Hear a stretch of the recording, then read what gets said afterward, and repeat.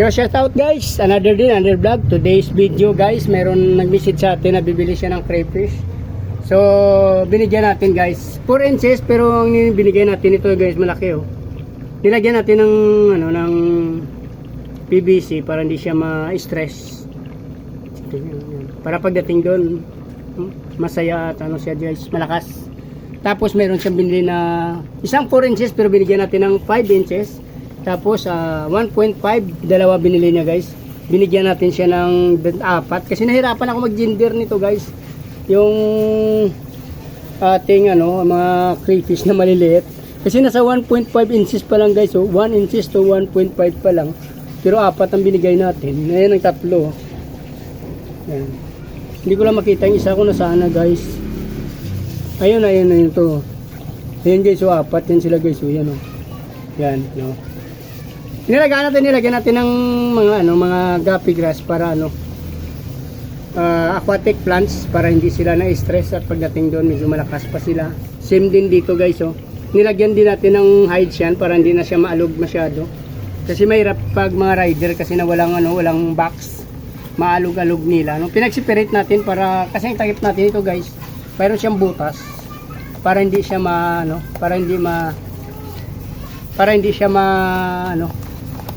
para makahinga sila. So hindi natin pinagpatong muna, no.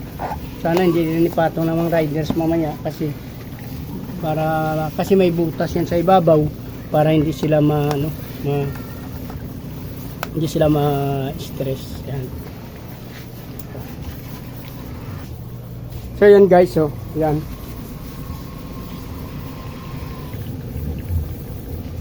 Wala pang tumawag sa atin pero na-prepare na to. Antayin ko na lang nito guys ang rider. Abangan na lang natin dito.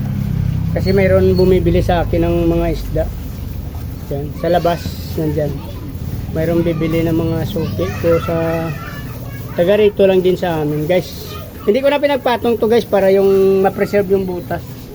Kasi para hindi sila ma-stress yun. Yan. Pangalawang bili na to guys, pangalawang na to ito yung customer na to, nakabili na to dati sa akin. No, I think quadro ata ang binili noon. So ngayon, binigyan natin ng tag 1 to 1.5 saka yung isang may lang in order niya na malaki. Yan. Mayroon kasi ditong bibili sa akin. Na mayroon bibili, may customer tayo doon. Namimili sila. At the same time, may karwas pa tayo dyan. Yan. Ayun. Wala tayo Kaya na lang yung mga sideline natin yan.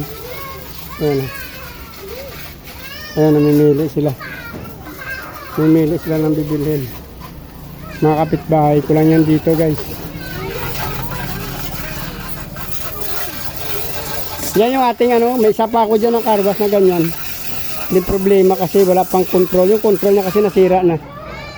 So ito may isa pa ako dyan. Naghanap ako ng lalagyan tsaka hindi pa ako nakabili ng control. Kailangan pa natin bumili ng control guys. Hawakan mo! Pasensya na guys kasi binitawan niya bago magulog sa karwas. Sabi ko hawakan niya kasi may pressure. Siyempre magwawala guys. Yan So dito na lang guys, kung gusto natin tapos ang video na to, paki-like, share, saka follow nyo na rin ang aking YouTube channel guys. Pati sa Facebook page, Chris Molino, YouTube channel guys, Chris TV. Maraming salamat at mabuhay kayo hanggang gusto nyo. Bye bye!